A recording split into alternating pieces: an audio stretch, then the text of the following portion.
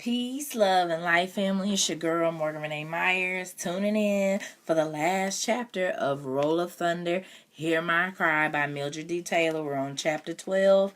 It's been fun reading for y'all. She has a sequel to this book called Let the Circle Be Unbroken. And I know some of you may not care because you're just reading it for school, but I'm going to be reading this too. So when I finish, if you want to, most of you that have subscribed to my channel have been coming for this. So I would encourage you to go ahead and take a listen to these too, or check the book out at your local library and read along with me just to see how the rest of the story goes.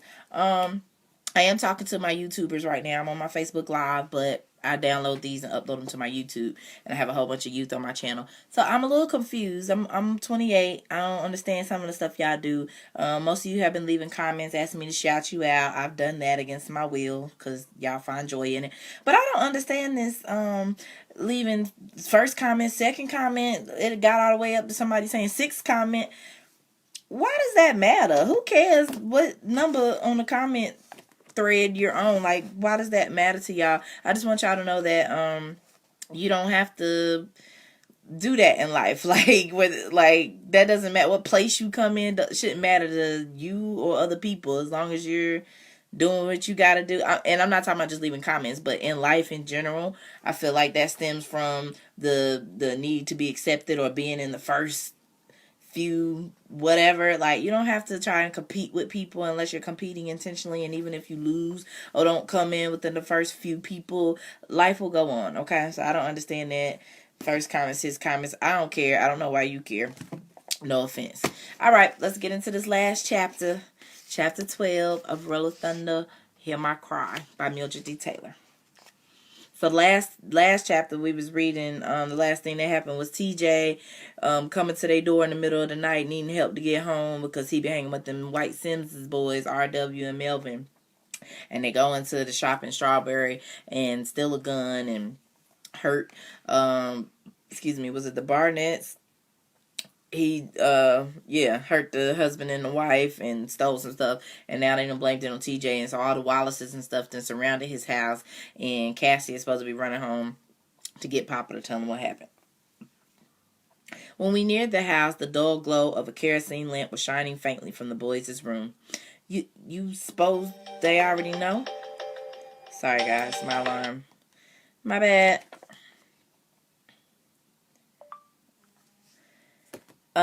You suppose they already know? Christopher John asked breathlessly as we ran up the lawn. Didn't know about that, I said, but they know we ain't where we supposed to be. We ran noisily up onto the porch and flung open the unlatched door. Mama and Big Ma, standing with Mr. Morrison near the foot of the bed, turned as we entered, and Big Ma cried, "Lord, there they is." "Where have you been?" Mama demanded, her face strangely stricken. "What do you mean running around out there this time of night?" Before we could answer either question, Papa appeared in the doorway, dressed, his wide leather strap in hand.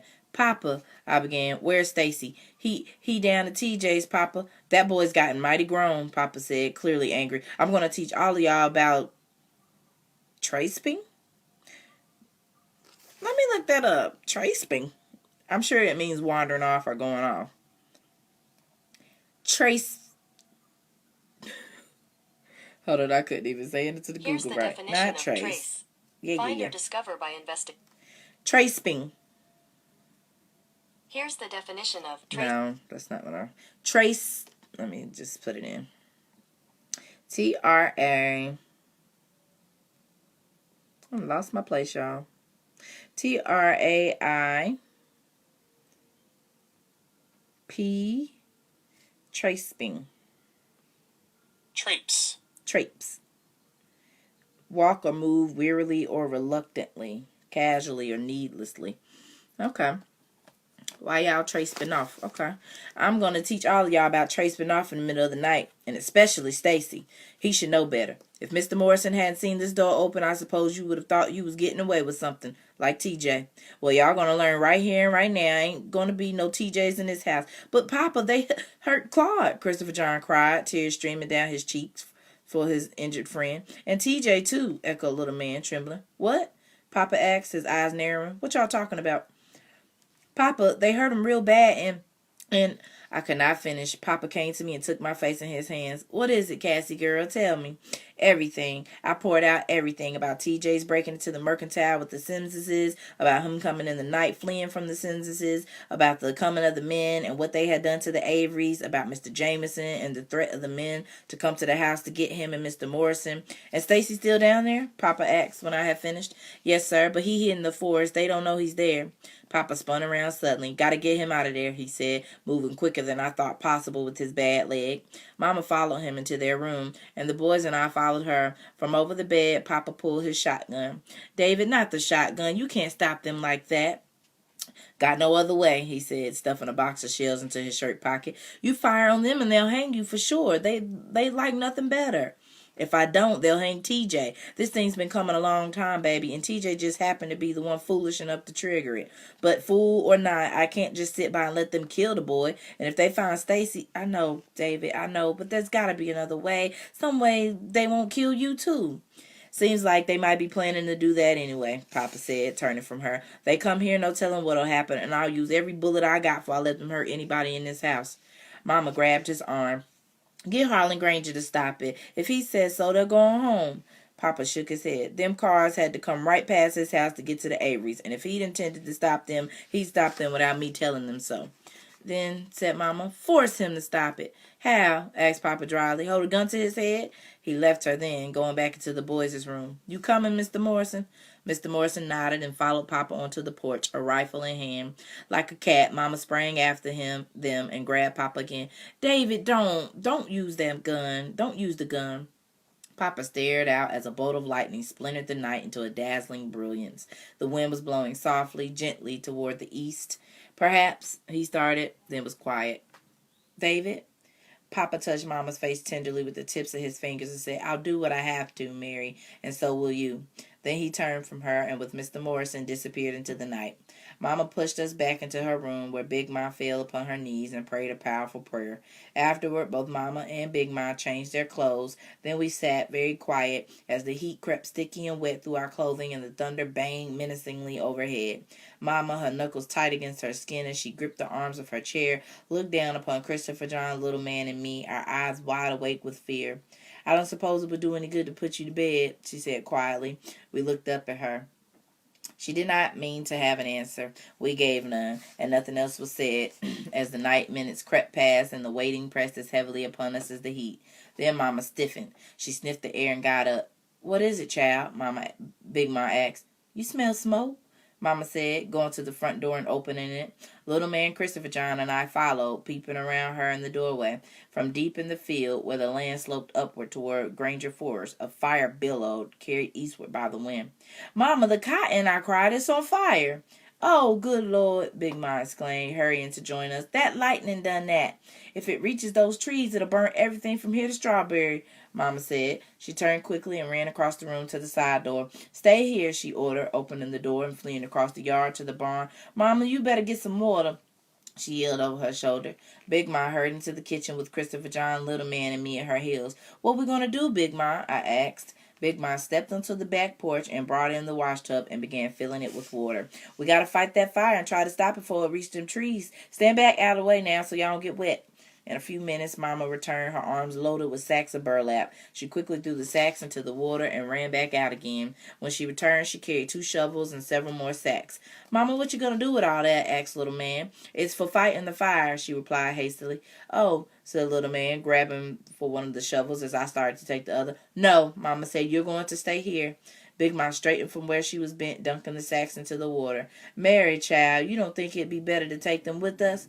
Mama studied us closely and bit her lower lip. She was silent for several minutes, then shook her head. Can't anyone get to the house from the Grangers without our seeing them? I'd rather they stay here than risk them near the fire.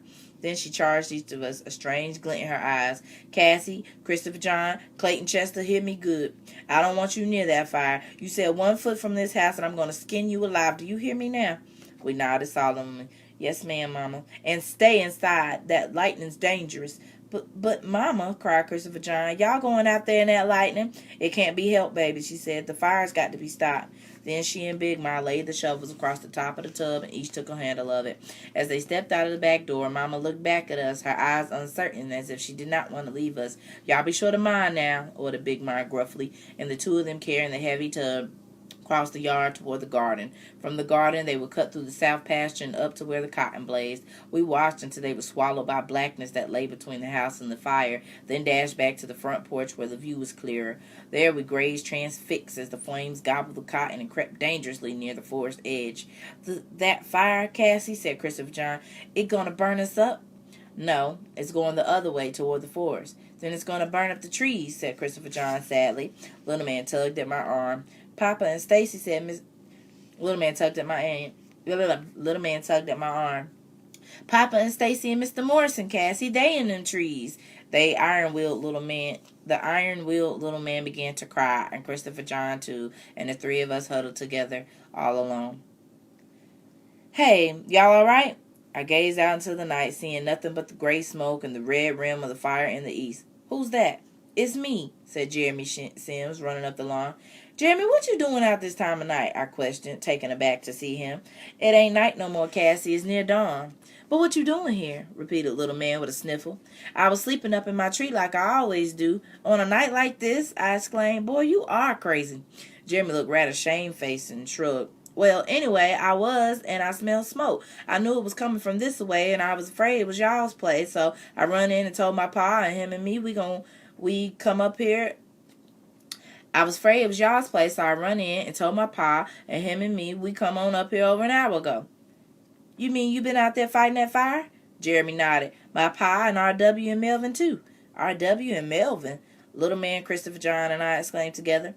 "But they was—" I poked Christopher John into silence. "Yeah, they got there for us, and there's a whole lot of men from the town out there too." He looked puzzled. "I wonder what they all was doing out here." "How bad is it?" I asked, ignoring his wonderings. It get much of the cotton?"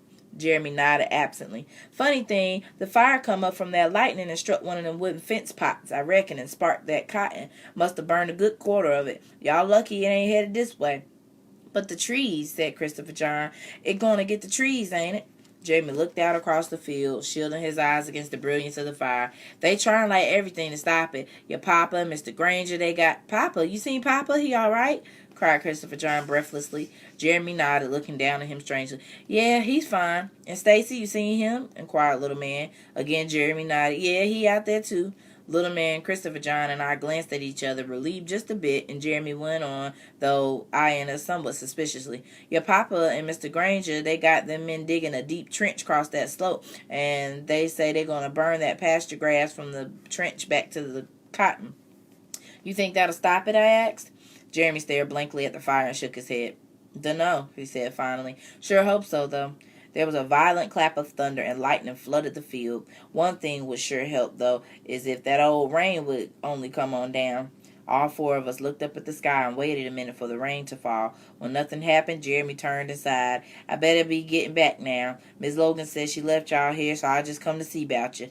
Then he ran down the slope, waving back at us as he went. When he went to the road, he stopped suddenly and stood very still. Then he put out his hands, hesitated a moment, and spun around wildly as if he were mad. "It's raining, y'all," he cried. "That old rain a coming down." Little man, Christopher John, and I jumped from the porch and ran barefooted onto the lawn, feeling the rain fine and cool upon our faces, and we laughed, whooping joyously into the thundering night, forgetting for the moment that we still did not know what happened to TJ. When the dawn came peeping yellow-gray and suited over the horizon, the fire was out and the thunderstorm had shifted eastward after an hour of heavy rain. I stood up stiffly, my eyes tearing from the acrid smoke, and looked out across the cotton to the slope, barely visible in the smoggish dawn. Near the slope, where once cotton stalks had stood, their brown balls popping with tiny puffs of cotton, the land was charred, desolate, black, still steaming from the night. I wanted to go and take a closer look, but for once Christopher John would not budge. "No," he repeated over and over, "I ain't going." "But what Mama meant was that she didn't want us near the fire, and it's out now." Christopher John set his lips firmly together, folded his plump arms across his chest, and was adamant. When I saw that he would not be persuaded, I gazed again at the field and decided that I could not wait any longer. "Okay, you stay here then. We'll be right back." Ignoring his protest, little man and I ran down the wet road. "These kids is bad, need a whipping." He really ain't coming, said Little Man, amazed, looking back over his shoulder. I guess not, I said, searching for signs of the fire in the cotton. Farther up the road, the stalks were singed, and the fine gray ash of the fire lay thick upon the road and the forest trees. I want to make a note. So singed is spelled Singed. Most of you that watch this channel are in middle school or whatever, so you might know that, but some people might think it's singed because it's Singed. But if you think about the context of what we're talking about fires and all of that. Singed would be the proper term for that, and I'm going to look it up just so you guys can have the definition. Singed. Here's the definition of singe. Slightly burnt or scorched. Okay? So, just a little teaching moment. When you look at it, if you're reading, say, singed, and that doesn't make sense, then you have to pronounce it another way, which is singed. So, farther up the road, the stalks were singed, and the fine gray ash of the fire lay thick upon them and the road and the forest trees. Excuse me. When we reached the burnt-out section of the field, we surveyed the destruction. As far as we could see, the fire line had extended midway up the slope, but had been stopped at the trench. The old oak was untouched. Moving across the field, slowly, mechanically, as if sleepwalking, was a flood of men and women dumping shovels of dirt on fire patches which refused to die. They wore wide handkerchiefs over their faces, and many wore hats, making it difficult to identify who was who. But it was obvious that the ranks of the firefighters had swelled from the 24 townsmen to include nearby farmers. I recognized Mr. Lanier by his floppy blue hat, working side by side with Mr. Sims, each oblivious of the other, and Papa near the slope waving orders to two of the townsmen. Mr. Granger, hammering down smoldering stalks with the flat of his shovel, was near the south pasture, where Mr. Morrison and Mama was swatting the burning ground. Nearer the fence, a stocky man, masked like the others, searched the field in robot fashion for hidden fire under the charred skeletons of broken stalks. When he reached the fence, he leaned tiredly against it, taking off his handkerchief to wipe the sweat and soot from his face. He coughed and looked around blankly. His eyes fell on Little Man and me staring up at him. But Caleb Wallace seemed not to recognize us, and after a moment he picked up his shovel and started back toward the slope without a word. Then Little Man nudged me. "Look over there, Cassie. There go Mama and Big Ma."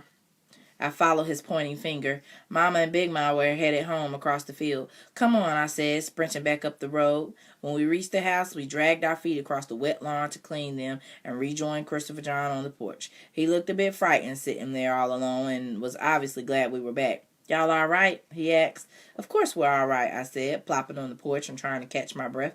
"What'd it look like?" Before either Little Man or I could answer, Mama and Big Ma emerged from the field with Stacy, the sacks now blackened remnants in their hands. We ran to them eagerly. "Stacy, you all right?" I cried. "What about TJ and Claude?" stammered Christopher John. And Little Man asked, "Papa and Mr. Morrison, ain't they coming?" Mama held up her hand wearily. "Babies, babies."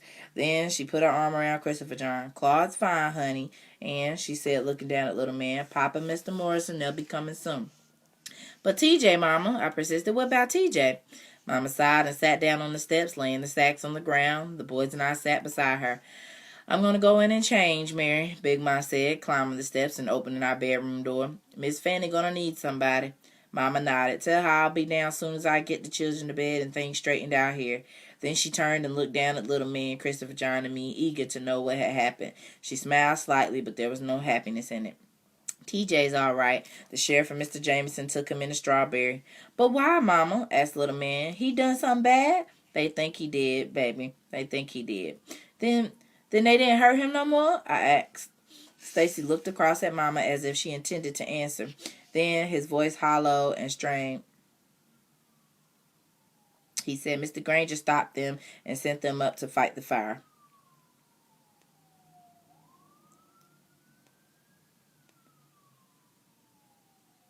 I sensed that there was more, but before I could ask what, Christopher John piped, And Papa and Mr. Morrison, they didn't have to fight them old men? They didn't have to use the guns?" "Thank the Lord, no," said Mama, "they didn't. The fire come up," said Stacy, "and Mr. Morrison come and got me, and then them men come down here to fight the fire, and didn't nobody have to fight nobody." Mr. Morrison come get you alone? I asked, puzzled. Where was Papa? Stacy again looked at Mom, and for a moment they were both silent. They both were silent. Then Stacy said, "Y'all know he couldn't make that slope with that bad leg of his." I looked at him suspiciously. I had seen Papa move on that leg. He could have made that slope if he wanted to. "All right now," Mama said, rising. "It's been a long, tiring night, and it's time you all were in bed."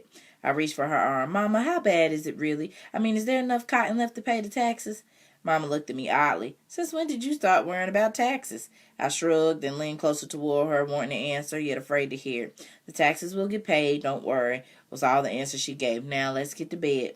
"But I want to wait for Papa and Mr. Morrison," protested little man. "Me too," yawned Christopher John.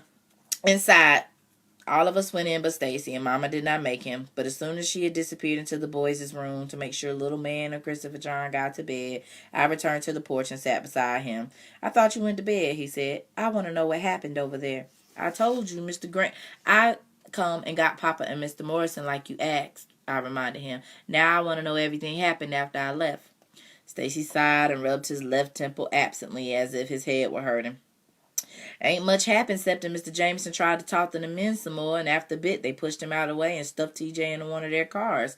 But Mr. Jameson, he jumped into his car and lit out ahead of them and drove up to Mr. Granger's and swung his car smack across the road so couldn't nobody get past him.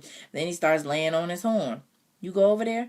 He nodded. By the time I got across the field to where I could hear what was going on, Mr. Granger was standing on his porch, and Mr. Jameson was telling him that the sheriff or nobody else was about to stop a hanging on that flimsy message he'd sent up to the Averys. Let me go back.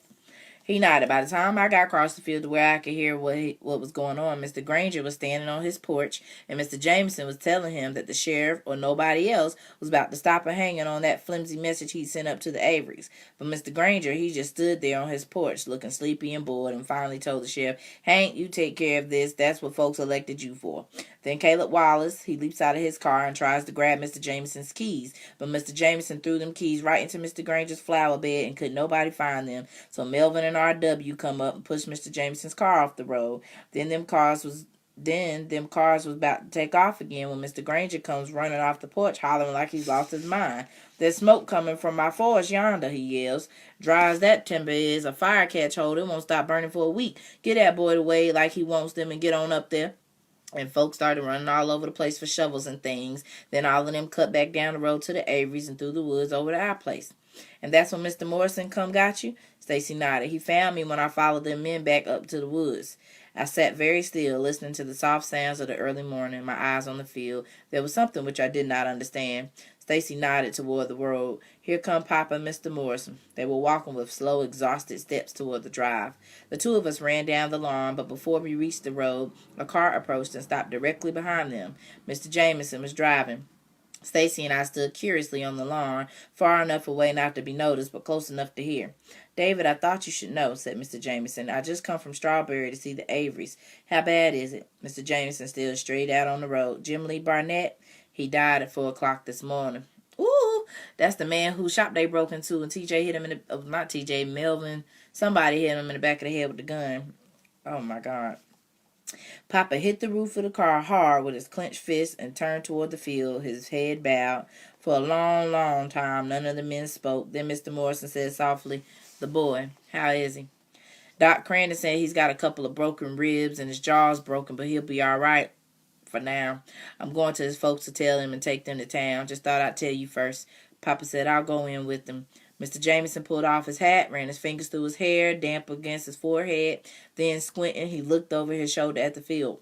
"Folks thinking," he said slowly, as if he did not want to say what he was about to say. "Folks thinking that lightning struck that fence of yours and started the fire." He pulled at his ear. "It's better, I think, that you stay clear of this whole thing now, David, and don't give anybody cause to think about you at all, except that you got what was coming to you by losing a quarter of your cotton." There was a cautious silence as he gazed up at Papa and Mr. Morrison, their faces set in grim, tired lines. "Or somebody might just get to wondering about that fire." "Stacy," I whispered, "what are he talking about?" "Hush, Cassie. Cassie. I keep calling her Cassie. "Hush, Cassie," Stacy said, his eyes intent on the men. "But I want to know." Stacy looked around at me sharply, his face drawn, his eyes anxious, and without even a murmur from him, I suddenly did know. I knew why Mr. Morrison had come for him alone, while Mr. Jameson was afraid for Papa to go into town. Papa had found a way, as Mama had asked, to make Mr. Granger stop the hanging. He had started the fire. And it came to me that this was one of those known and unknown things, something never to be spoken, not even to each other. I glanced at Stacy, and he saw in my eyes that I knew, and I understood the meaning of what I knew, and he simply said, Mrs. Jameson's going now. Mr. Jameson turned around in the driveway and headed back toward the Averys. Papa, Mr. Morrison watched him leave. Then Mr. Morrison walked silently up the drive to do the morning chores, and Papa, noticing us for the first time, stared down at us, his eyes bloodshot and unsmiling. "I thought y'all would have been in bed by now," he said. "Papa," Stacy whispered hoarsely, "what's going to happen to TJ now?" Papa looked out at the climbing sun, a round red shadow behind the smoggish heat. He didn't answer immediately, and it seemed as if he were debating whether or not he should. Finally, very slowly, he looked down, first at me, then at Stacy. He said quietly, "He's in jail right now." And then what?" asked Stacy. Papa studied us. "He could possibly go on the chain gang." "Papa, could he die?" asked Stacy, hardly breathing. "Son, Papa, could he?" Papa put a strong hand on each of us and watched us closely. "I ain't never lied to y'all. Y'all know that." "Yes, sir." He waited, his eyes on us. "Well, I wish I could lie to y'all now." "No. Oh, Papa, no," I cried. "They wouldn't do that to old TJ. He can talk his way out of just about anything. Besides, he ain't done nothing that bad. It was them Simses. Tell him that."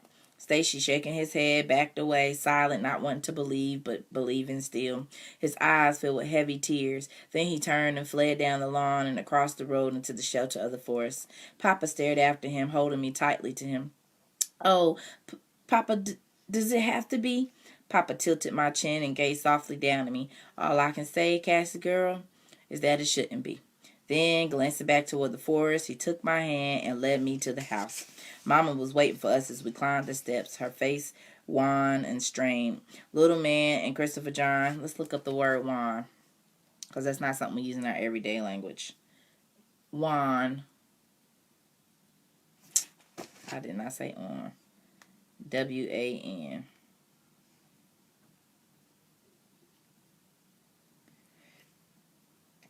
Excuse me. Wan definition. Wan.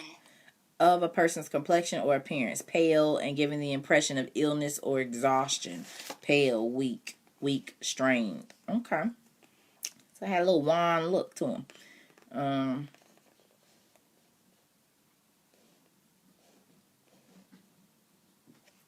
Okay, where did I stop? He fled across the lawn and rode to the shelter of the forest. Papa stared after him, holding me tightly to him. "Oh, Papa, does it have to be?" Papa tilted my chin and gazed softly down at me. "All I can say, Cassie girl, is that it shouldn't be." Then, glancing back toward the forest, he took my hand and led me to the house.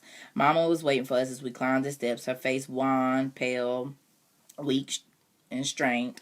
Little man and Christopher John were already in bed, and after Mama had felt my forehead and asked if I was all right, she sent me to bed too. Big Ma had already gone to the Averys, and I climbed into bed alone. A few minutes later, both Mama and Papa came to tuck me in, talking softly in fragile, gentle words that seemed about to break. Their presence softened the hurt, and I did not cry. But after they had left, and I saw Papa through the open window disappear into the forest after Stacy, the tears began to run fast and heavy down my cheeks. In the afternoon, when I awakened, or tomorrow, or the next day, the boys and I would still be free to run the red road, to wander through the old forest, and sprawl lazily on the banks of the pond. Come October, we would trudge to school as always, barefooted and grumbling, fighting the dust and the mud and the Jefferson Davis school bus. But TJ never would again.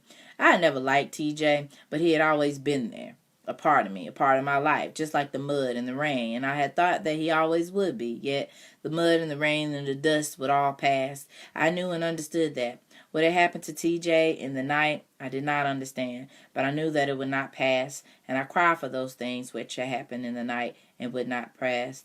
I cried for TJ and the land. And that's the end of chapter 12 of Roll of Thunder, Hear My Cry. I'm going to read about the author because I think it's important to know about the people that wrote the book. I'm an author. I would like for people to read my little bio. So it says Mildred Taylor was born in Jackson, Mississippi, which is where this book took place, and grew up in Toledo, Ohio. After graduating from the University of Toledo, she spent 2 years in Ethiopia with the Peace Corps. Wow, so she's a little world traveler, got a little culture to her. Returning to the United States, she recruited for the Peace Corps before entering the School of Journalism at the University of Colorado. As a member of the Black Student Alliance, she worked with students and university officials in structuring a Black Studies program at the university. Wow. See, when I went to school from 2009 to 2013, there was always an African American Studies program in my department, but I heard at my school. But I heard that was not always the case, and like you had to fight for programs that talked about African American people. And then I'm reading another book called No Disrespect, and this author, Sister Soldier, she too was over the Black Studies program at her school. Very interesting. So she worked to get a Black Studies program at the university. Mildred Taylor's first book about the Logan family, Song of Trees. What? There's another story about them? Won the Council on Interracial Books Award in the African American category. It was also a New York Times Outstanding Book in the year 1975. When was this book published? This book was first published in the U.S. by Dial Books in 1976. Then it was published by Puffin Books in 1991. Oh, wow. Okay, so this story. Okay, so it was also a New York Times Outstanding Book in 1975. The Times called it triumphant, a true story and truly told. Horn Book said, the simple story has been written with great conviction and strength. Other reviews called it absorbing, powerful, a moving story. Now I'm going to have to find the Song of the Trees book. I didn't know that was a book before this, but apparently there was. And this is the sequel to Roll of Thunder, Hear My Cry, Let the Circle Be Unbroken. So you see this cover art? And you see this cover art with the whole family. But then when I opened the Roll of Thunder book up, it got this cover art. So with it having been an old book that really came out in the 70s and was republished through this publisher in the 90s, that might have been the initial front cover. I'm not sure. Very interesting. I learned a lot. Well, I enjoyed reading this book. Shout out to all my viewers and the youth subscribers on my YouTube channel. I appreciate y'all. Hopefully y'all will tune in to some other books. Let me know about any other upcoming readings y'all have for school, and I will try to get them read. But thank y'all so much. Have a great rest of your day. Peace.